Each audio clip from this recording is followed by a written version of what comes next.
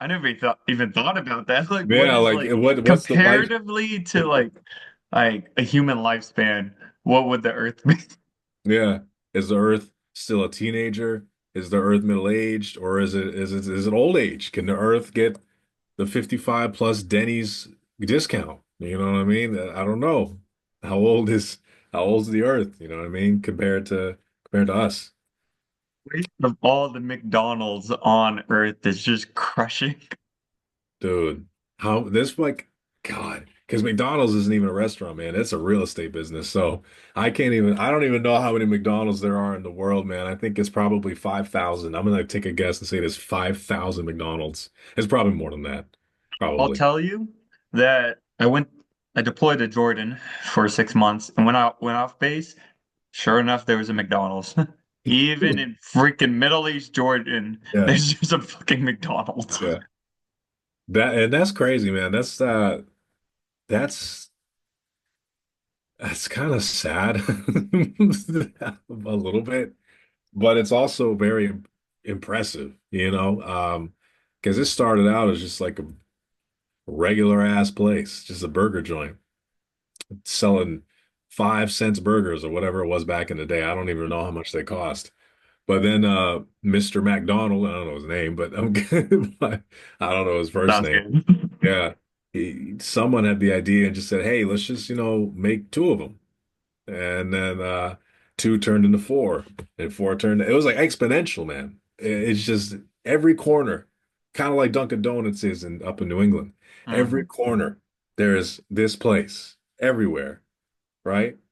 And I don't know if they work as a franchise or they're all like, I think they're franchised, so Mhm. they all have like different districts and sub-districts, but or different people taking care of like a group of them. But I think it's incredible that we somehow went from one of something to now thousands. Same with Walmart, same with Dunkin' Donuts, all right, Target, all Amazon. A- Amazon, how we went from just one to a almost infinite, man. Like Amazon has everything you can ever want, everything, Yeah, right? it practically has a monopoly. But to go back to the McDonald's, you said something really important that was it's more of a real estate than it is an actual restaurant. Well, lo and behold, I read somewhere that the owner, McDonald, whoever he was, Yeah, he talked about how he didn't need to have the best burgers, but he just needed the best location yeah, to sell his burgers. yeah. And that, I think, is the crux of how McDonald's became so prominent, is because he didn't give a shit about how to make a good burger. But if he got the best lot where everyone was passing by and saw, oh, here's the burger, let me go get it, that's where the money is.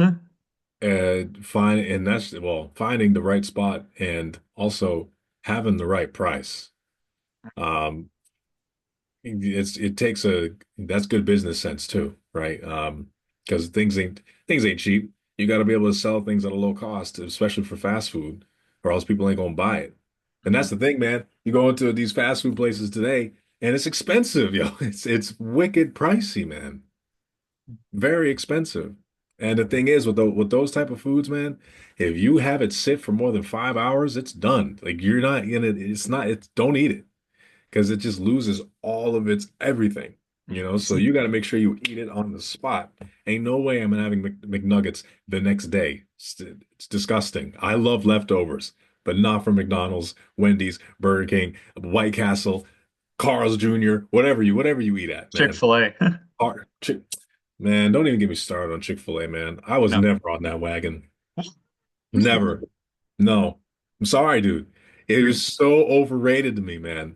And then to come to find out it's filled with all types of crap, all chemicals, and that's how they make it so tasty, I guess. I don't know, man. But catch me at Chipotle. That's where Okay, catch, you redeemed yourself. catch me at Chipotle. Chipotle, Hmm. man. I was 18 years old when I had Chipotle for the first time. Changed my life. Never even heard of it. So what is I this think I place? did Cordoba. Have you heard of Cordoba? Yeah, yeah, we have Yeah, Qdoba. I like Qdoba more actually now than Chipotle. mhm. Yeah. They have more variety there, I feel like. I like what they do. They have a bunch of like different steak options, which I like. And I don't know, they just play around more with the recipes and their food. They'll do like a Caribbean style bowl one year, and then they'll do I don't know, something else. They play around with their stuff. They put Okay. like shrimp and steak in a bowl, and it's good, man. It's not bad. I mess with Qdoba, man. I like them. And guacamole is not $5, man. It's not ten So dollars to true. use Oh my God. guacamole.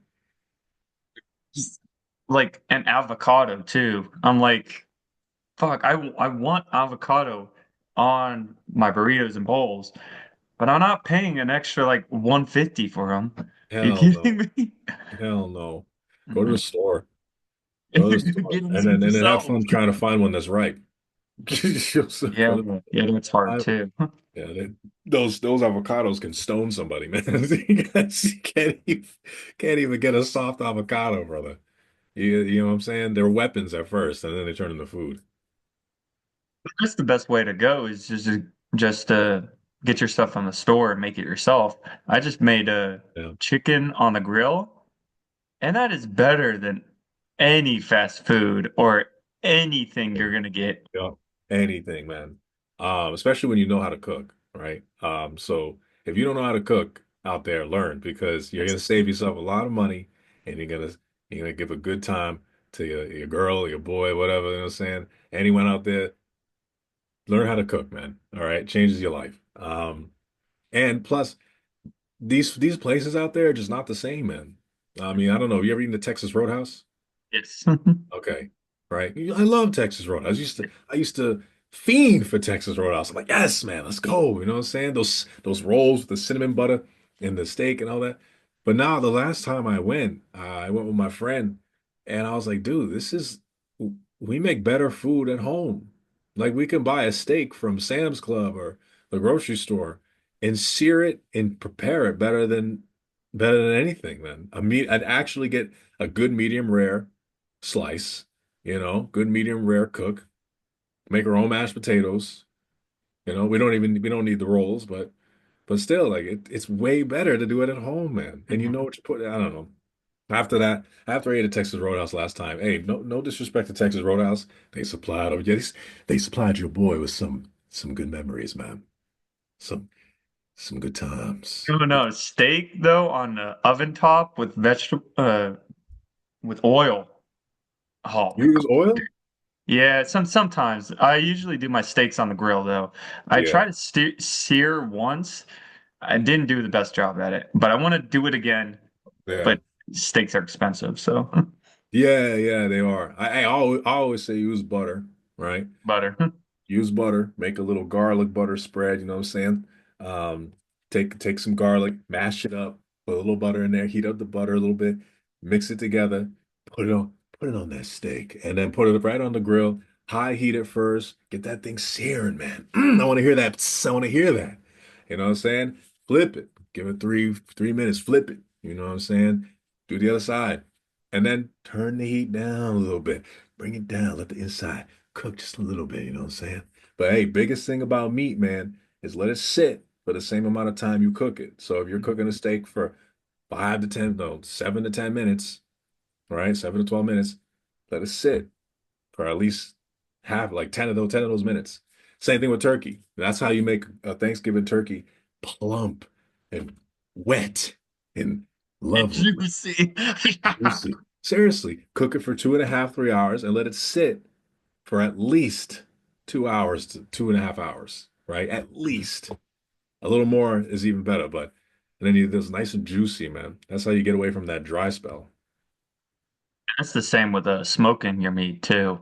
I first meat I smoked was a brisket, and I did it with my dad, and you rested it for at least 2 hours afterwards. But fuck, man, once like the whole outside charcoal's pretty much hardens, keeps the juices in. Exactly what you're saying. It's some of the best meat you could eat. Now, how long does smoking take? That's like a 14-hour process, right? The depends on what meat you're doing. Brisket, definitely. It takes yeah. So what do we do? we put it in at like 12 at night, and then we took it out, I think 11 or 12. No, 2 o'clock. Mm, Then we rested it for another 2 to 3 hours so we could eat at 5. So mm. yeah, it's a long ass process. So But I'm that's like, thinking about it, man. Yeah. I'm thinking yeah, about how probably it just fell off, man. Like it just sliced it. It was so tender, brother. Oh man, I love brisket. I miss Texas because of brisket, man. Texas had the best brisket in the country. I oh, don't care where you go, man. Texas had the best. All right. They knew how to barbecue down there. They knew how to grill. They knew how to make all that stuff. I don't know if it's Fort Worth. I think it's Fort Worth. Panther City Barbecue. Oh man, I don't know if you ever been, man. this shit down, dude. I had the best Hanford. sandwich of all time there. Say that again. Panther City Barbecue. Yeah, it's small. It's small. It's not very it's like not a huge place. But Good shit man, though. check it out. Oh, oh, it's wonderful, man. They Hmm. had this pecan like crumble bread dessert. They had the beans was on point. I'm telling you, man. I don't know how I don't know how people do it. I'm not that good of a barbecue guy. I mean, I'm not like that. I'm not that skilled. But one day, I'll get up there. Beautiful Reminds food me though. of in South Houston, there's this barbecue place called Killins, Killens, whatever, Killins. Yeah. It was the first time that I got a beef rib, took it to my table. I was like, okay, it can't be as good as my dad's because my dad's are amazing. I picked it up, the whole fucking meat Yeah. dropped. And Gravity took care of this for you. I was like, yeah, this is already better. Hey, yo, no disrespect to your pops, man, but this you should have told, hey, Dad, look, man, I don't even have to use a knife. The Newton cuts this thing for me, man. I got my boy Newton on the job right here, man. Oh, When I that can must be fucking good. lift the rib and then throw it to my dog and still eat the fucking Yeah, meat, we're good, dude. that sounds crazy, yo. The Killings in Houston. Yeah. I'll send you the link afterwards. What about Austin? There's some good fucking barbecue places. Everyone, so Perry Steakhouse is a good one. Gotcha. Oh, there's another barbecue. Okay, I'm gonna look at my phone because it's gonna fucking kill me if I don't Hey, remember this. how dare you look at your Yeah, cellular fucking device terror. during this podcast? Unbelievable. Franklin's Barbecue, that's what it is. Franklin's, okay. Yeah. But that one, no matter what time of day it is, there's always a line. But Franklin's. yeah, And yeah. what was the other one called? Perry's? Yeah, Perry Steakhouse. Perry That's pretty Steakhouse. good. Yeah. So I Send me think those there's, links too. huh? Send me the links. Okay, yeah. Well, let me see. Let me write it down because I'm gonna totally forget later on. Yeah, Um, man. no, I'll freaking take you down to one of them whenever you come down here. So funny enough, I'm heading down there in June. Oh, dude, I'm not gonna be there. I know I was like, oh shoot, I wonder if he's gonna be around, but you might be traveling Yeah, we'll be in April, May. Oh, I'll be in like Dubai or Bali, in June. somewhere. Yeah, in Okay. Indonesia. It's gonna So, be it's a bunch of us, like six of us. We're just doing a fuck. little Airbnb in Austin, man. Yeah. And I was like, I gotta tell Matt. But hey, it's all good, man. I'll find No, it's another good. time down there. Actually, right now, today, I just got JetBlue. I think they're doing a 25 anniversary for their birthday, some sort of Mhm. deal. You can get flights to anywhere for cheap, man, right now. So if you want to fly anywhere, check today on JetBlue. Okay. This is not sponsored by JetBlue, by the way. No advertising at No, all. there's no advertising. No, we are not shills. Okay, we're not shills. Not yet, anyway. So we ain't no shills, man. But yeah, so check it out, man. But hey, that sounds like it's gonna be a good time. Bali in Dubai. Yeah. Wow. And then gonna go to Australia, New Zealand, and then in, like September, October, November, kind of those months I want to go to Japan.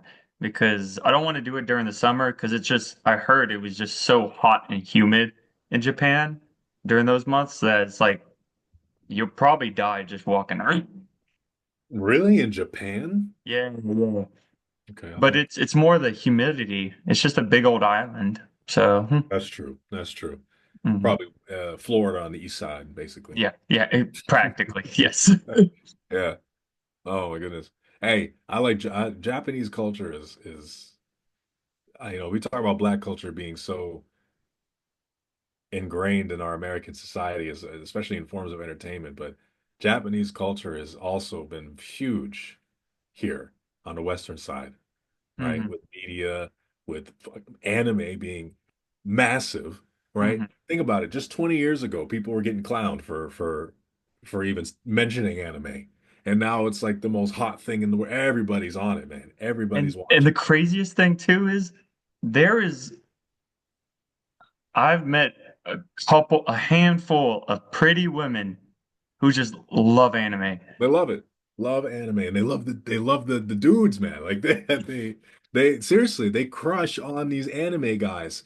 And it's like a whole nother side of what women are attracted to that we just don't we never really realized. You know what I'm saying? Because the anime dude or the K-pop or the Korean male standard is so different than the Western side. And where you know what I'm saying? So the fact that they like that side too, a little more, I would say, feminine, you know, more smooth skin, angular, like a little more angular features, not like kind of skinny, not like buff or anything like that. I'm just talking just the mainstream, right? Mhm. But yeah, it hits like another side. So it's just so funny how all these women, like women, love anime and stuff too, and the Eastern fashion. Do you think that's partly because of it's the exotic, it's not mainstream, it's something else? Oh yeah, for sure. It's different. It's absolutely different. Mhm. We don't see it much. I mean, look at Asian cultures, man. They emulate white beauty standards a lot. Um, a lot of people on the Eastern side want to be like they want the blonde hair, they want the light skin, you know. Yeah. I mean, even even black people in the United States are doing it. You know what I'm saying? I mean, look at Beyonce. Like she was Nicki Minaj, Beyonce, I'm naming some hip hop artists, Lotto. These are black women or mixed women or whatever. Back in the day, they would have their hair darker, they would appear more like a woman of color. But then after over time, hair went blonde. They started to they almost looked a little lighter, so and I think that's because of just, beauty standards, right? Hmm. But the East side, they love that stuff. They want to look like us, or they want to look like what the beauty standard, quote unquote, is in America, which is still very white centered. Hmm. Um, It'll be interesting to see what happens in 2050 when the projections say that I believe 49% of the population in America will be mixed race. So it'll be interesting. Yeah, man, like Hmm. nearly half of the people in the United States by 2050 they're saying could be mixed race, which I can actually see happening. Um, it'll be Because interesting to right now see. it's like 64% white or something like that. Yeah, I would say 64 to 70, right? Okay. Probably closer to your figure, 64. Like Hmm. right now, it's a good 65, 35, 60, 40 type of thing. But with all these people who are, well, it's just eventually, mixed race, going to get with mixed race, and then you're going to have a huge melting pot.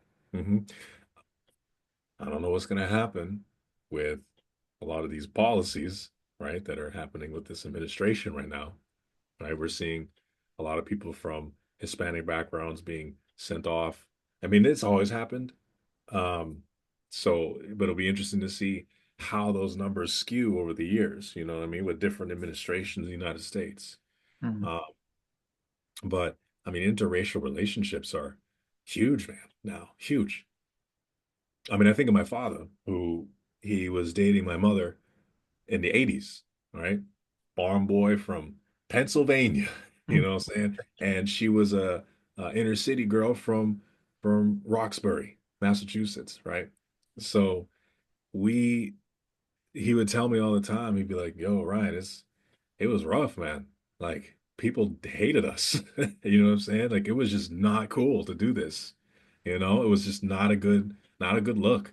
You know what I mean? And then when you grow up as a person of color who also was I was in middle school and high school in New Hampshire, so yeah, man, I was the only black dude around, so it wasn't a lot of us. So, you know, when people kind of you that also appears, that's a very apparent when I or someone else has interest in each other and we're not the same race. It's an interesting dynamic, man. But the fact that in 30 years, that's going to change completely. I'm not going to lie. I'm pretty excited. You know, I think Yeah. it's because it's like a whole different world, man. Like I've seen what it's like on the other side a little bit. So to have a society that is almost completely intertwined with everyone else would is exciting. I think create the creation of those lives from different backgrounds and to have and people are going to be looking so different compared to 100 years ago. Let's say you take 2050, you go back 100 years, 1950, the American person is going to just change, like what an American looks like, Mhm. or quote unquote, right? Because Mhm. Americans, of course, were people of color way back when Indians, you know. So they every 100 years, the American person changes. We create a new culture, a new society in not a long time. Mhm. I mean, look at 1950 versus 2000.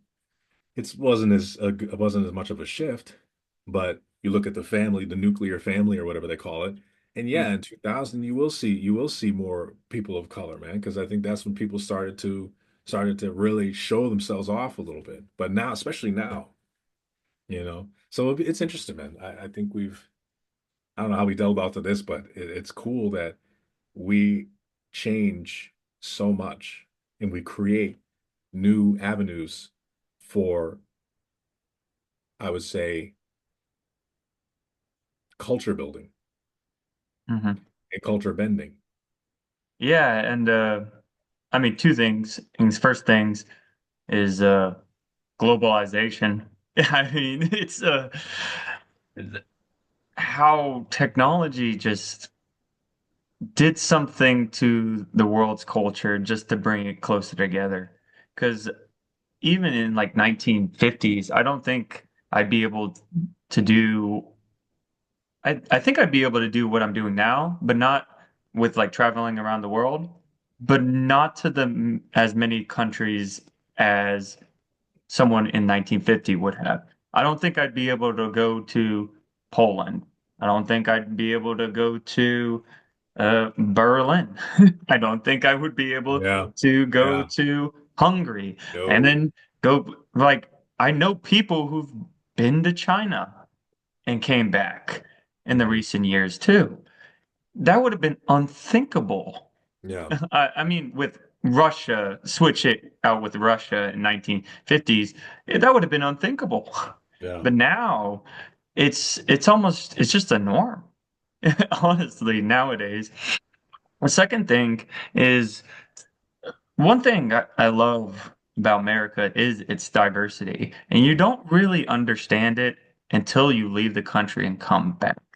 My 2 weeks in Germany were amazing, but you notice it's primarily white in Germany. yeah, In Luxembourg and France, there's definitely more African American influence, but it's still white. I came off the plane in San Antonio and drove home, and I saw like Asian, black, Filipino, yeah, this, Vietnamese, he's South American, Hispanic, just on my drive back. yeah, And I'm like, oh my God. Like it never really resonated until I started like actually observing my surroundings when I went to a different country. yeah. And that's the same in like places like Mexico and Costa Rica, Dominican primarily Republic, Hispanic. Trinidad and Eh, Tobago, same mhm. thing, you know. Same in Jordan in the Middle East, primarily Arabic and the darker skinned. Yeah. But America, there's something special Mm. we got here. What And do you what do you feel as you know, when you see that, right? It's obvious that you think it's great, like you embrace it. Um, but this is going to be a tough question. I mean, you might not be able to answer it, but for white people, what is do you know any white people that don't like that?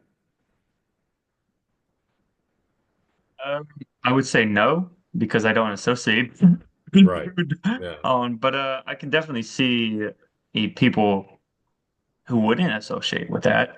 And I think those kind of people would be the ones in the rural areas that aren't as connected with uh, the trends of globalization and technology, and also just civilization.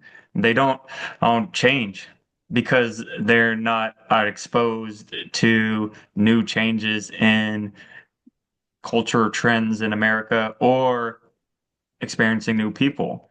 Like when I went to um, a rural town, I think it was Woodville in Texas.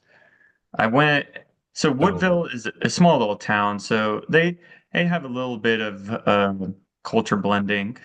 But once you went a little bit out and you went into these ranches, they just some of them talk about nothing terrible because I saw African Americans around and stuff, but they talk about how they just don't want their town to change.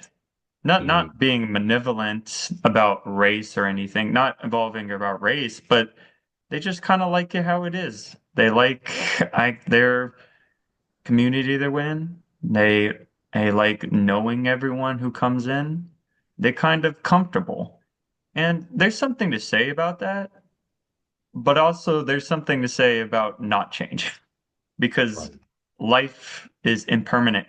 It's always changing. We're always changing. And like each conversation we have with each other is a different conversation and and we're different people every single time. Maybe not at the is like catastrophically different, but we're growing and changing. Mm. So it's sad to see, and then you see that within your own life too, with other people. All at least I do, is have people just don't want to change. And Yeah. it's like, well, you live in a life that's always changing. Like you're gonna have to accept it or not. It makes me think of like the word townie, right? I'm sure you've heard that word. It gets Say it thrown one more time. townie. County, It yes. gets thrown out like, a lot, townie being the guy, the gal that just sits in the same town, never leaves, never moves, never does anything. And we used to kind of shit on it, you know what I mean? Like it has a more of a negative connotation. But I like what you said when you said there's really nothing inherently wrong with that. There's nothing wrong with being in your own space and finding comfort and enjoying the culture that has been created there. I think there's nothing wrong with that. I'm not gonna, definitely will never shit on somebody that does that. Um, but and there's a big but here, right? It's like someone truly doesn't know their potential until they get out of that bubble. Because there are people who could be the next Steve Jobs in that little town in Woodville. They could be the next great inventor. They could be the next great philosopher. They could be the next great somebody. Besides being the great person in their own town, right? Their influence can be massive, but if they never leave, they might never find out. But again, that's not my life. That's not yours. That's their life. And I think one of the things that um, you know, philosophy has taught me when I was reading it was that your life is you have you're not tied to anything. You know what I mean? Your identity is not tied to where you live or what you do, for your everyday, your daily stuff, your interests. Not really tied to that. It's more tied to your reasoning and how you behave and how you treat others, right? That's all it's tied to. So you can meet the greatest person in the world from someone who never left their place, never left their town. Mhm. But I mean, that's just it's you never know who you're gonna meet. But when I look at people in my town back in the day who haven't left, yeah, more often than not, there's a lot of learning to do. There's stuff that they don't know about. That could help them. So I don't know. And I'm not saying I'm like this big. I'm not the next big explorer, right? I'm not going around and going traveling everywhere all the time. That's going to be something that is it's not the most important thing to me right now. But I have moved around, and I've lived in different places, and I've traveled a little bit around like in the Western hemisphere in terms of different countries. So, but there's a lot to learn to expose yourself, right? To be unsteady. I think that's a that's a big one, man. To be unsteady um, is huge. We can sit in the same place and be steady and comfortable, but we're not going to grow that way. Sometimes you have to put yourself in situations that are uncomfortable. You have to be around people that aren't like you, that are complete opposite of you. Because that's how some people form huge friendships. That's how some people get married. Mhm. That's how you create those relationships. When you harvest those, you understand, you get to like really hang around with people different than you. That's how you create something beautiful because you're creating a different side of yourself. Mhm. You're showing yourself that, damn, I have these qualities in me that I never knew before because I never had anyone to show them to back in my old place. Because Mhm. everyone's the same. It's all indoctrinated, right? I think I think the main thing is your life experience. So it's not necessarily uh you moving all the time or going to see different things or exploring and moving all the time. It's okay, are you having experiences in your life that you're learning from and growing from them? Mm, And I think you can do that in one place, but it's a lot harder than if you go out to a different an area, so a different country, let's say, and have to be forced to be in a, like you said, uncomfortable situation where you're switched. You're not the normal citizen. You're the outcast now. yeah. So that's one way that can give you some more life experiences. But and that's why I value traveling so much is because it does force you to have those life experiences, Yeah. whether you like it or not. Not to say that someone in one place can't have life experiences and can't partake in philosophy and understanding of their own selves. And because another thing is marriage, it's another life experience, but you don't need to go anywhere for that. You can stay right where you're at. But at I concur with you about looking back at people in my old town and who have just not changed.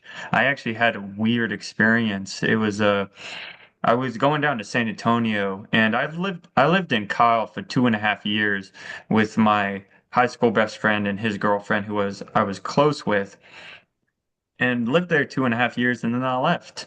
Yeah. And it's been 4 years now and I was going down to San Antonio and Kyle was cut off like 35. You know 35, right? Like 35 is a mess. So it Is was it like really? cut off with traffic. So Oh, I decided to go off the bean trail, go back into Kyle and look at the house. And lo and behold, like they're still there. And that girl still had the same car she had in high school.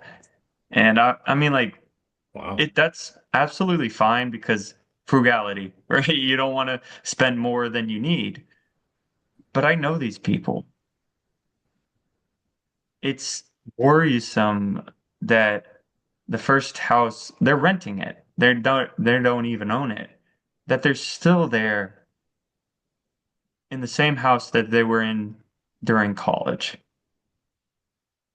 That I can imagine them at the same desk playing the same video games, living the same life they've lived for 6, 7+ years. Yeah, because I was about to ask, how long has it been? So since I moved out was 4. Since we've moved in was 6.5. Yeah. And it's I it was the first time that I decided, I'm not gonna go in there and say hi. Like, because for the longest time they were they were my friends, but what I've noticed is it was like friends because I didn't know how to give myself attention and I wanted attention from something else. Yeah. So, Takes a big man to admit that, man. yeah, yeah, and it really was. And to see them still there and to know that, I don't need to go say hi. Yeah. I can leave it in the past. Yeah. Was I'm getting like goosebumps. It's just surreal. It's different because the person I was like not even a year ago probably would have still went in there and said hi just because attention, you know. Mhm. Now, no, I'm good where I'm at. Because of your life experiences. Yeah. Yeah, and like for the 3 years that I was out of that house, I taught for a year. I deployed for the Air Force for 6 months. I had a hiatus 6 months just out my parents while I waited for our my master's degree. Did 6 months of my master's degree. Came back, had a pretty much suicidal depression. Got to there, or got out of it, then and got into this new job, and then decided some fucking reason that I wanted to just travel the world for 20 months. Who freaking knows? And then I come back there. So it's like just off the top of my head, I have like 8 life-changing experiences. And I don't want to sound arrogant or better than my friends, but I don't think they would they have those life experiences. Yeah. So it's not that I don't love them as human beings. I absolutely love their just capacity to be able to grow, and be better every single day. I just don't think they're accessing that, and it Mm. makes me sad. But life moves on. If you were to talk to him today, what would you say?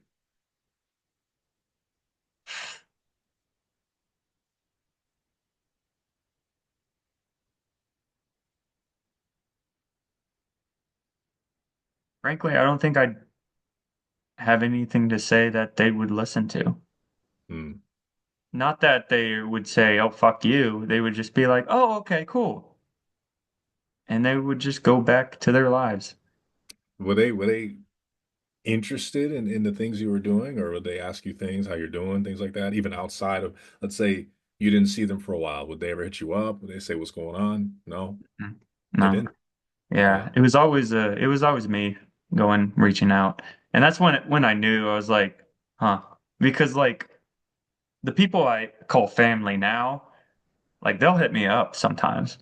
Usually it's me because I like to make sure I'm keeping the connections in my relationships. But I get texts, I get random calls also from the people I call family, and that's not just blood. It's also extended. Yeah. So, that's when I know. Like, it was the weirdest thing. Like, for example, my sister, she's still a teen, like 20-year-old. So I like I don't know.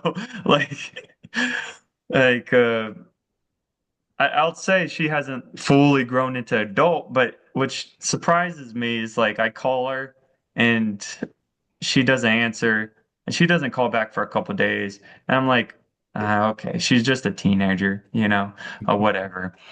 And then the day she's coming back home, she calls me like twice and just wants to talk to me. And I'm like, oh fuck, I don't. Okay, sure, hell yeah, let's go. Yeah. Oh, so it's There's a- like it's stuff like that. It's just surprising. I Yeah. never got that with them. And Yeah. maybe that's what I would say is try to bring it up to be like, have you ever noticed that you never reached out to me or the other girl that we were close with in high school? Mm, If I could do it in a kind and loving manner, that's probably what I would ask them. yeah. We grow apart, man. Mhm. I, I think that's one of the hardest things is for, especially in our 20s, right? That's the age when we start to grow apart from people who we spent time with when we were teenagers. I mean, I think of a group of my friends who I was close with back in the day, like middle school, high school, even when I was kids, man. Like when I was young, I was hanging around with this group of people in New Hampshire all the time, and they were my friends, man. They were great, And even in my 20s, like I would still see them on occasion and things like that. But just over time, I was doing different things. I was going other places, making new friends, doing my own thing, like trying to figure out who the hell I am and I go through my struggles. And they were of course doing the same thing. But I noticed that a lot of them stick together. They were in the same state for a lot of the times. They've kind of always been in the same vicinity. They've kept their friendship pretty strong, and that's great. I'm happy for them. That's wonderful. When I would try to, when I don't see them as much, but when I do, it's very once in a while, you know, once a year, twice a year if we're feeling feisty, and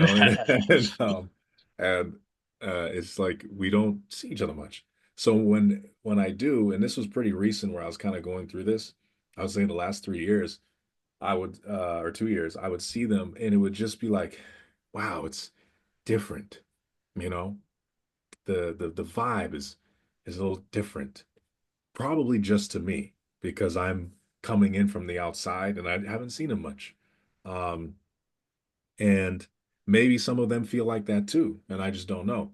But I realized that for myself, after going through that a couple times, I found that, all right, it's like I had to relearn who they were again, you know, Yeah.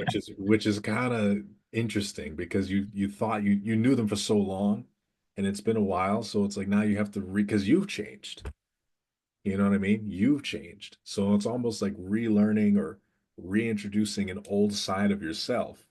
So it's like sometimes you're stuck, you're paralyzed. You're like, wow, why do I act? Like, what do I say? What Mhm. do I do? Do they like me? Like, do they still like me? Do I like them? You Yes. know, it's a weird thing, man.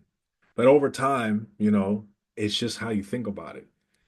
y- After a while, I had to stop thinking like that and more like, okay, they are who they are.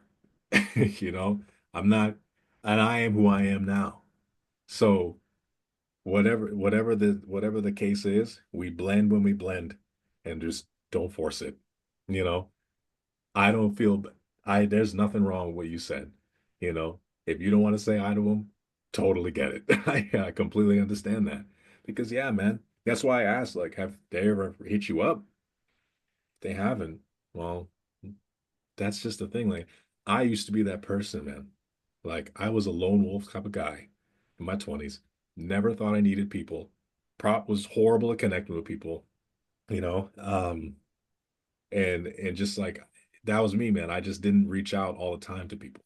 So I'm not gonna feel bad when I don't hear from them because it's just like if I haven't hit them up, what makes them want to hit me up? The ones that do hit me up and check on me, that's special Mhm. because that means they understand who I am as a person and they still love me who I am for who I am. you know? So I'm glad you have that, right? You have your people. Just like you said, family is not blood. Family is a soul tie. Okay? It's a genuine soul tie. You don't need blood to have that. Blood helps. I think it'd be kind of it creates the bridge. The bridge is there. You just got to cross it and go together. But the soul tie with people who aren't blood, yeah, man, that's important because it took a little more for that to be created. Um, and back to that creation thing, man. Creating those bonds with people, and I call them bonds, like cultivated bonds. Mhm. I had a Bible study group recently. Actually, same group I'm going to after this, but we talked about that. We talked about how do we create a better relationship with Jesus Christ and with our church, with church members of people, Christians, or even anyone else, non-Christians, whatever. How do we create a more spiritual connection with people with Christ? Um, and I mentioned that I said, well, it's a cultivated bond, right? You have to spend time with people, right? You have to reach out. You have to spend time with them. You have to uh, allow them to be in your space and for them to allow you in their space, right? When they say when you read the Bible, you're not just reading words, you're spending time with God because God is also a soul, a person, an entity, right? So to spend time, whatever the capacity is, you cultivate a bond, you cultivate a soul tie, right? If you're not doing that with people, then of course it's going to break off, you know? That's why my old group of friends, they're so close because it's cultivated. And that was the first time I learned that, damn, maybe some people just can't go back to the way things were. You can't just go see the same people and think it's going to be the same because it's not, right? Think about a romance. An ex-girlfriend back in the day, man, like girl used to love, and then 5 years later, it's like nothing. It's not there anymore. And you don't even have to be, they don't even have to be in another relationship for that to be apparent. Even if you try to be together, it's not the same because you've changed. They've changed. We've changed all the time. I'm 32 years old, I'll be 33 this year. And I cannot say there is 1 year I have not changed. There is going to be a time, and that's the thing. People always say, "Oh yeah, people go consistent. They're more consistent as time goes on." I don't think so. I No. don't think that's the maybe it's not. I'll go out on a limb and say natural way of human beings. Yeah, we have, like you said, change is permanent, man. That's permanence of life is change. Oh, How that's interesting. Change is permanent. I it, just noticed right? that. Holy Yeah, shit. change Okay. is permanent, right? That will never stop changing is change, which is the craziest thing you can think about, right? When you break it down. So how the hell are we going to not change? We can't. If we're 45, 46, 47, and we're the same for those 3, 4, 5 years, I think that's what causes death. Yeah, it's a stillness. Yeah, Death that's is, death.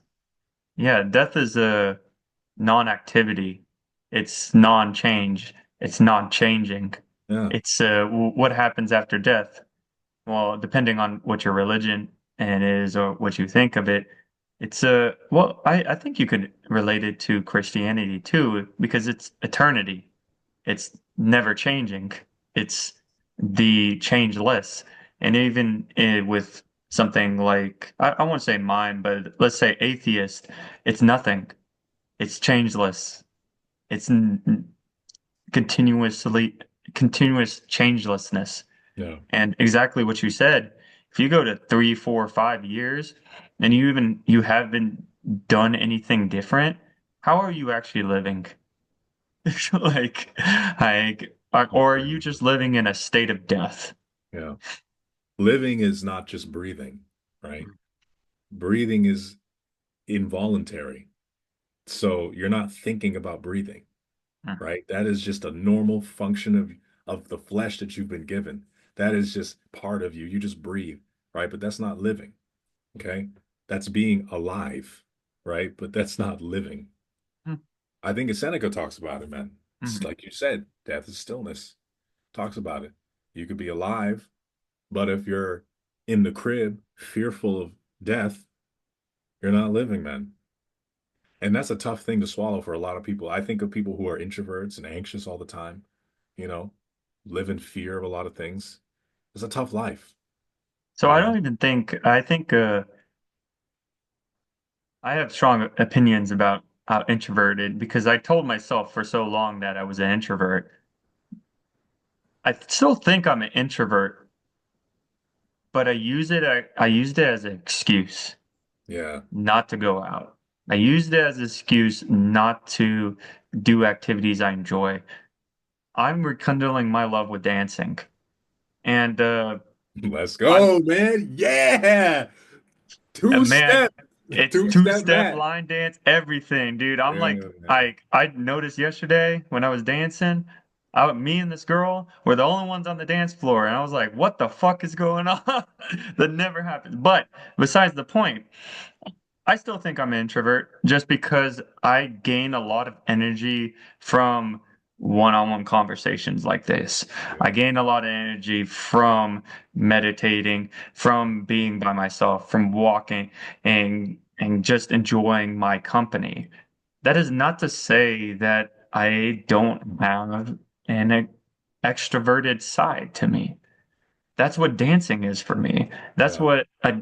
communication is for me. And to kind of starve that because you're too anxious, and then you're also unconsciously using it, the excuse of introvert, being an introvert, to not do that. Well, you got to start reflecting so you can understand what you're doing, and then you got to not force yourself out of it, but you got to take the steps out of it For even to, for simple things yes. like dancing for you.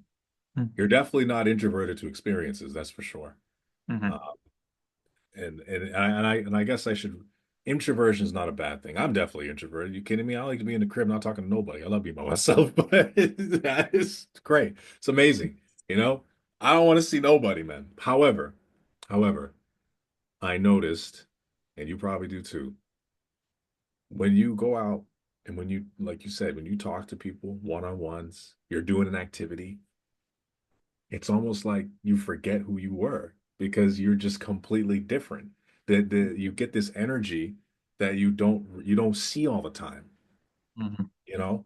Um, just the other day, I was going to a business conference yesterday, and I'm not gonna lie, the whole day I did not want to go, man. I was just like, I do not want to see people. I do not want to be around anybody. I just want to sit in my house and do nothing, you know? Of course, do like my little daily routines and all that stuff, but even that was hard to do. I think I was just having a rough day, but I don't want to do shit. But then I read the passage in the philosophy about being unsteady and Mhm. putting yourself in situations that you're not you're not doing all the time. So this was going to be like I know these people. I've gone to these events. Like it's not like I haven't, but it's been a while. And I was like, man, this book is so right, man, because I'm not I'm not avoidant with this stuff. Maybe it was in the past. I was more of an avoidant person because I just didn't want to deal with emotions and drama or even confrontation or I'll say it this way, I don't want to deal with challenge, you know? But now it's just like, dude, you're a different person. Go because you'll see the doors that get opened. And when I was there, it was fine. I was talking to people. I was meeting people I never met, you know. But why do we beat ourselves up to do the? Why do we have such a hard time sometimes just living? Well, It's I like, think is it fear? Well, I think a lot of the times you don't know what's good for you. Yeah, You- like 110%.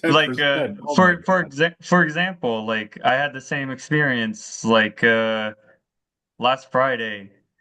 A girl invited me to go. oh, dance, like learn like swing at like dance lessons. So we did that. And then she was like, "Hey, you want to go to Mavericks? That's the dance hall. That's the two-stepping." I was like, "Sure." And then I'm driving there. I'm like, "Man, I'm really tired. I don't have a lot of energy to do this." And I'm just like, like I really don't know what gives me energy or not. So let's just Mhm. go there and figure it out. And I tell you, I stayed there until 12:45 because once I started dancing, I got more energy. It's weird. People think energy is like this battery that you deplete and then you have to with like rest as get back up. And it's like no, it's more like you finding the activities that engage you that fills your batteries and go back up. And then reflecting on, okay, do I actually just need sleep? Do I just need to like sit down, close my eyes, don't do anything for a little bit? Or do I actually just need to go out and run a mile or something like that? Yeah. Okay. Yeah. Well, okay, so you got dancing, right?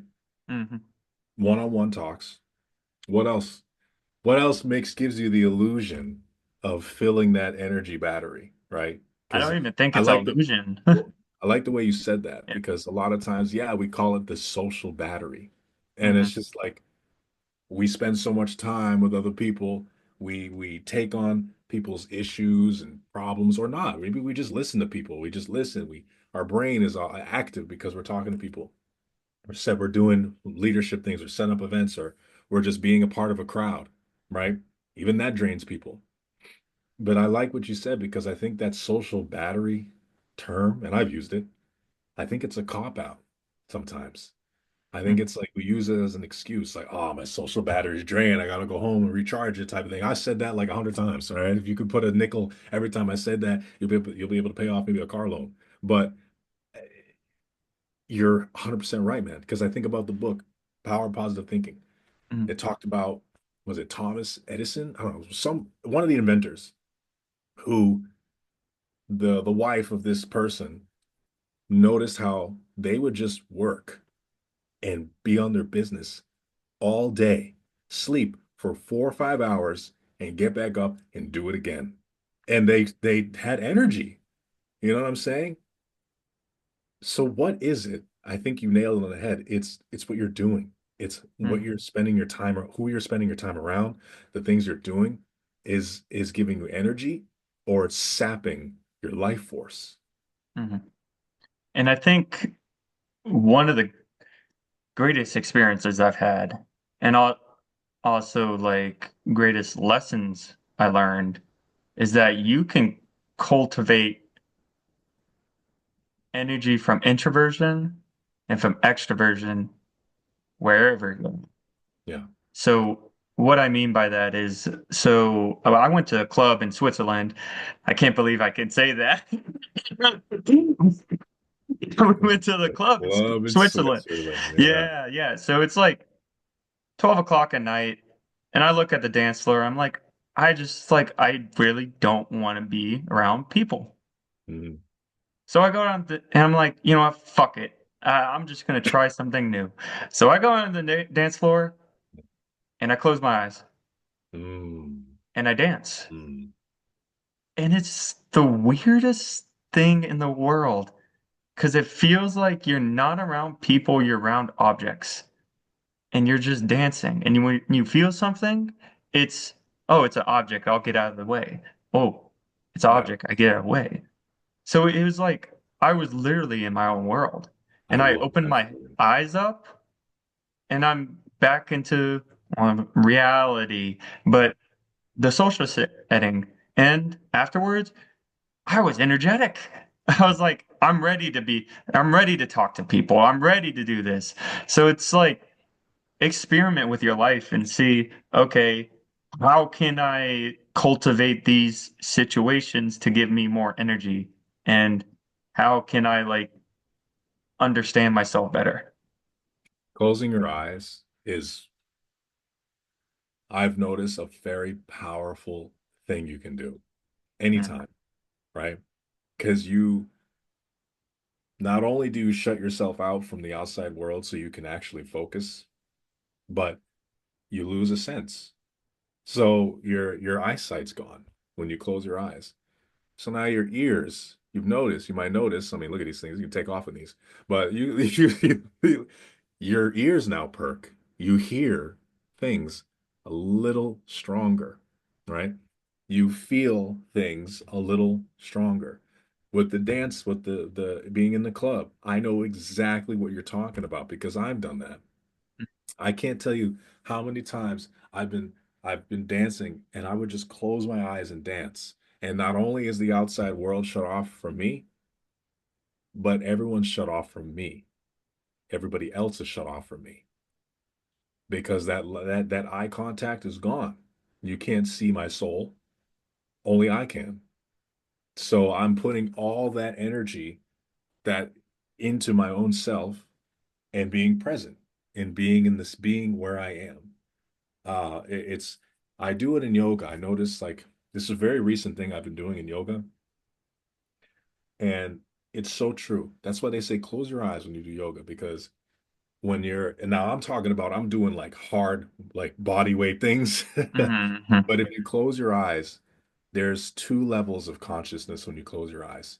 You can have your first level of consciousness when you close your eyes, and then you have a deep second level of consciousness when you close your eyes. And you feel it's like I can't even explain it. It's like you feel your mind and your eyes focus on nothing. It is the weirdest thing, but it actually changes your nervous system because now your nervous system is calmed. You're calm. You're more calm. I can't even explain how to get to that second level. It just happens. But if you find like next time you're meditating, you're probably in it. But like when you're closing your eyes, Matt, next time you do it, and to anyone else out there, I want you to zoom in. I want you to zoom into the black space. Like focus, almost like take your two eyes and put them in a focal point and just your mind will change, man. Your whole nervous system changes. Your brain just stops for a little bit, like it slows down.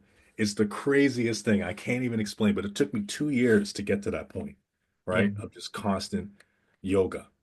I think it It took, was I I've had that experience when I went to sense deprivation tank. I did it for an hour yeah, with that's the no water thing, music. right? Huh? That's the Yes. water thing. The Okay. with the floating with the salt. Yeah, Yeah. yeah, yeah. You feel like you're floating space, but yeah, I had a very similar experience to the it was 5 minutes that was conscious of, but it was an hour. Yeah. I wasn't unconscious. I wasn't dreaming. I knew I was there, but I wasn't able to like move my I I arms or limbs or anything, and I knew I couldn't move them. And I was like, "Oh, that's kind of scary." It doesn't move, but I'm there. But like I said, it was like 5 minutes. And I was like, and then the music came on. And then I like gulped for air. I was like, what the fuck just happened? Yeah, yeah, But yeah, it was like your brain does this. It sends different kind of wave. It's a in between REM sleep and consciousness, and it's called theta waves, I think. I don't know specific, haven't done the research on it, but it's just a completely different type of wave that you get during meditation, during yoga, and then during what you were talking about, I think, with that second level of consciousness of just this deep sense of rest and consciousness. yeah.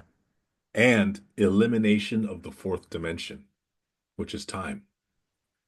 Oh, yeah, yeah, yeah. That's You're true. eliminating time because you're somehow eliminate that the thoughts in your head, right?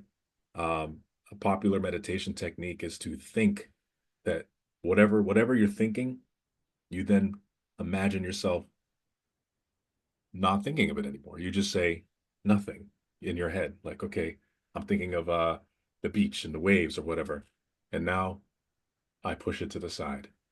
So Yeah, it's like let it pass. you're doing a physical action in your head. And then when you go into that second level of consciousness, I also equivalate your thoughts to time, right? When you think about things, you're putting a time limit on them. You're putting like a fourth dimension to them.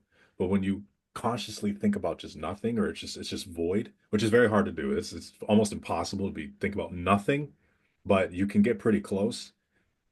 It's you eliminate that incessant time, that the time constraint on things. It's like timeless. Mhm. And you So know what that kind of is like? It's like a state of death. yeah, yeah. It's and that's why death is so like, oh man, people are afraid of it. I think we all are. I definitely have a little bit of fear about it, of Mhm. course, right? Because it's unknown. It's almost it's the unknown. And we're humans. We're too smart to not know things. So we so we're too smart to not know things. So that's why it's like, whoa, whoa, whoa, whoa. And we can't have people be like, yeah, man, I died in 2015. So let me tell you about it. No, like you can't do that, right? So that sense, that state of mind where it's just like time is almost gone. That's exactly, you're probably right. It's death, man. That's like a different type of death. And I think it's death of just your ego for a second, Mhm. your your fears, your not consciousness, because you're still conscious, you're consciously Right. thinking about nothing, but it's like death of your controlled consciousness. Because when we're seemingly in control of our mind, that's when we're like, oh, I got to think about this, I got to do this, you know. But when we lose control of our mind and our consciousness, it just ceases to exist for a little while, and it's just like nothing. And that's a very, if you can tap into that when I at will, that's powerful, man. Because that's how you rest. Rest, Mhm. like you said, it's not sleep, man. Sleep is physical rest, but your mind can still be on fire, you know? Mhm. That's why we have dreams. That's why we do all that stuff. And yeah, getting a good 8 hours of sleep, a nice dream or whatever, great, you feel great. But how do you recharge yourself during the day?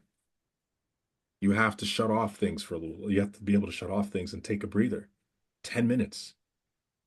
It's incredible, man, how that much it helps. It completely revitalizes you because your brain is so, it never stops, man. I So was when you stop something that never stops, it's crazy. Yeah, I was sleeping like 11 hours a day during my depression, Oh man. and it Yeah. that didn't stop it. It was my Yeah. body telling me you need to fucking slow down and do exactly what we're talking about Yeah. of get to that second level of conscious and just rest your consciousness in a sense. But yeah, and then once I started doing that, I started yeah, resting and just my mind and my unconscious and my consciousness and just getting into a state where I'm accepting this state of death, that Yeah. it's okay to be nothing. It's okay. But that kind of makes you everything if you're nothing, Yeah. paradoxically. Yeah. Yeah, exactly. Like change is permanent, hmm you know? Um, because again, nothing is still something. It's, Yo, we can go all day, man. We can go all day with this, man. Absolutely. Hey, man, I really appreciate the fact that we talk, we have these talks, man. You nailed it on the head when you say one-on-one communication is because when you came up to my crib and we were just on the porch just talking, like, yo, that's cool, man. Like I hope more people can do that. I'm sure many people do, but like, there's something to be said about taking yourself away from a group and just having a one-on-one, you know? It's very therapeutic, man, because you don't have person A, B, C, one, two, three all coming at you with different things. You can just focus on someone else. And then not only that, half of it is focused on yourself. Okay. And you can practice listening, practice all the whatever stuff, whatever. And that's, I don't know, I just feel like you can be more vulnerable with people that way. I think one-on-one conversations are one of the ways you can actually understand who a person is. Because once you start getting them into groups, they react to their external environment. They react to different people differently. But once you get into a one-on-one conversation, exactly what you said, you can get them vulnerable. And once they get vulnerable, they'll show you who they are. Mm. And then you can help guide them to where they need to be. Or you can have these conversations, these deep conversations of why the fuck are we here? Yeah, yeah. I had a good conversation with someone today, someone I went to high school with a long time ago. I haven't heard from her in 15 years. But we were having a conversation about just challenges in our city, right? Or in our immediate vicinity when it comes to ignorance and like the school systems and things like that, when it comes to um, interracial things, right? So, but to talk to this person and to allow ourselves to give each other a platform to talk about what's going on in our lives, to have that type of back and forth, just that space, right? It's it's rewarding, man. Like it's that's what it means to be human. You know what I mean? I'm hearing about the trials and tribulations this individual is going through, right? And I'm able to listen and one, relate it to myself, and Mhm. two, in my life experiences, and two, I'm hoping that it's able to help them as well feel a little less weight on their shoulder, right? Because people go through things all the time and no, and it's not a lot of people that will listen. But that's what it means to be a human being, man, is to give that space to people, that one-on-one, to be themselves or to just talk without any fear of judgment or harassment or biasness or whatever. Can't do that in a group, man. Even in those like group settings, those round table conversations where some people are talking about hard stuff, it's still not the same. I think the camaraderie aspect, the community aspect is strong, but you can't beat a one-on-one conversation with somebody, man. That Yeah, is you don't that's form a pure. relationship with them. No, man. Because I mean, look, when you look at someone in the eye, you're not looking at them. You're looking at who they are, man, inside of them. You're looking at inside. Well, eyes are actually brains that popped out during development. So, Wait, what?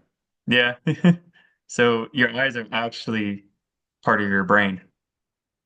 Oh, because they're connected from the neurons and the stems. I Yeah. don't know And what to then call it, the like nerves. when your brain was developing, apparently like your brain just like popped out your eyes. Excuse me? Yeah. Oh, hell no, man. That sounds like some sci-fi alien shit. Oh no. Oh, Andrew Huberman. Andrew Huberman. That's where I get my stuff from. yo. But okay, fair enough.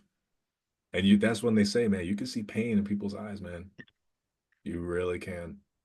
The eyes don't lie, right? The mouth will, but the eyes No, don't. and that's why it's like so important to like cultivate eye contact. We can relate Yeah. this back to dating. Oh my God, we Whenever could you, talk about this all day. yeah, when you meet a girl or like cross the club, you lock eyes with a Mm, girl, and mm. you don't you're strong enough to just keep it. Yeah. There's something attractive about it.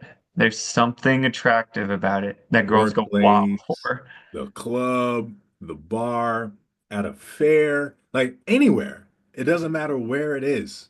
You know, the eyes don't lie, man. You can look at somebody and just be able to just mold. Okay, what is it? 80% of human communication is nonverbal. It's true. You know what I mean? I can tell if someone is interested in me or not just by looking at them. Now, of course, body language helps or whatever. Sometimes it's a little tough to figure out, but if you really look at someone in the eye, man, you can tell a lot.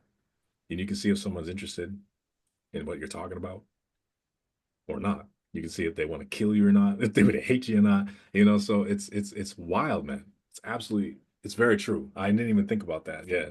And if you want to increase your chances with like getting women, and I mean, one, pick a woman who picks you, And based on that, it's okay, create eye contact with them and see what they do. Mhm. If they look at you and smirk and look back down, that's a big ass sign telling you to go talk to Yeah, them. yeah, yeah. Hey, and Um, I'm go for it. Go. Sorry, my bad, bro. yeah, it's true. And then if they don't, they look at you and then look the other way, or they give you the smile, then you don't need to go talk to them. Or Mhm. you can just go talk to them and see what kind of person they are. Yeah, But right. uh, like you said, body language, eye contact, tells you a lot before you even have to engage in a conversation with someone. Yeah, unless you have a definite purpose or a reason, or like you're there for a common goal. Yeah. Yeah, absolutely, 100%. Geez, man, I can't even. And I'm not gonna lie, man. I've definitely been the type of guy that was, I make eye contact. People probably smiled at me 100 times. I smile back, and I did nothing about it. Nothing. I did nothing. And I just, I would leave and be like, "Wow, she was cute, man. I should have said But something." Like, "Oh, come on, man." But now it's no, just, yeah, I gotta tell you this experience because every time I see the girl's Instagram, I fucking kick myself in the ass yeah, because of course, I'm a high schooler, so I don't know any better. Working at this Chinese restaurant, I tell this other girl, oh, hey, there's this redhead that's like super cute, and she's close with her. So I'm like, whatever. A couple days later, I'm at the end shift. There's this redhead, and then we start talking. Like, she actually like comes up, talks to me, and stuff like that. I'm like, oh, cool, she's talking to. oh yeah, man. We walk out, we walk a little bit, and my car is like across the parking lot, like not even that far. Like I could walk like a minute or two and get to it. She's like, "Hey, do you want to like I can drop you off." And I'm like, "Yeah, yeah, sure, why not?" So like we get in her car. Yeah, man. If Captain we Clueless. drive to my car, which is like a couple seconds away. We talk, we have this such great conversation, the Oh, fucking amazing conversation. yeah, And man. then I say, okay, cool, I gotta go. Bye. Oh my And I God. leave. And This now girl every was, time I see her Instagram, fucking yeah. beautiful, and I'm just like, God, God Captain, damn it, Matthew. Captain Clueless, right? Oh my goodness, man. And you probably did know. Maybe you didn't, but I don't No, know. no, This is I just was gullible. completely oblivious, yo. Yes, Oh, Matt. Hey, we've been absolutely. there, man. Been there, man. We've been there. Hey, what do they say? Guys like direct communication, right? Well, you're never gonna get it with women, No. dude. Women are from Mars, Venus, men are from Mars. They will give you all the signs in the world, but they will not tell you. They will not say, "Hey, I like you, kiss me," or "Let's go." They won't do that. I'm sorry, it's not gonna happen. As much as we like to believe it will, it's not gonna happen. We have to make the move. That is just the law of nature, my man. That is literally the law of nature. If you're a masculine personality, that's what you have to suffer with, and that's what you have to We deal with. You have to that's what we understand do. it. Yes, we have to learn how to enjoy it. Okay. Yes. We have to learn how to enjoy And it. now it's so fun. I play with it so much. I'm always the guy's like, hey, how you doing? Put my hand on their shoulder, Yeah. or let go, just and then smirk a little bit, and then leave. Yo, oh my God. What are you doing, man? I'm a fucking All, monster, dude. all these girls, brother, man. Oh my goodness. But hey, but that's the thing, man. People can tell you're pure. You're a good dude. Good intention. I try. You know what I'm saying? It's not like you're out here trying to smoke somebody or to be Mhm. hurtful. You know what I mean? It's people know when there's good intentions behind it. Yeah, man, you're interested. You want to get to know someone. You want to talk. Mhm. It's fine, man. Go for it, Playboy. Like, spread those wings, baby. Spread them wings, man. And then cook some smoked brisket for him. Oh man, you'll be all set, brother. You'll be all set, my man. Ah, God, God, No, we but could. I will say, like, the more like because I'm not dating anyone, but I'm like talking to women like and stuff like that.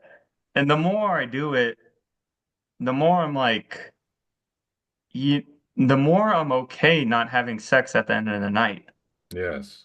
You know? It's like there now it's like you know what? I'm just having a good time. That's it, Just dude. having a good time. We don't need to sleep with someone to have to say it's been a great day, right? Hmm. Um, Absolutely. that's the hard lesson. For men, yeah, And absolutely.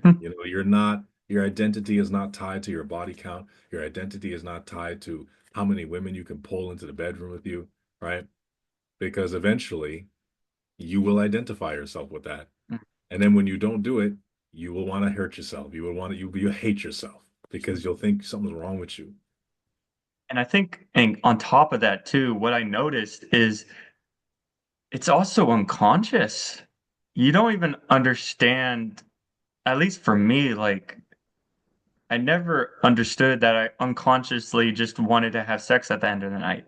Like I could observe the behavior, but I didn't consciously say, "Oh, I want to have sex with this person at the end of the night." But Right. my behaviors and actions, my unconscious behaviors and actions were speaking that. And it's wild. Yeah. Well, hey man, why do you think there's pornography? And I want to save that for the next episode.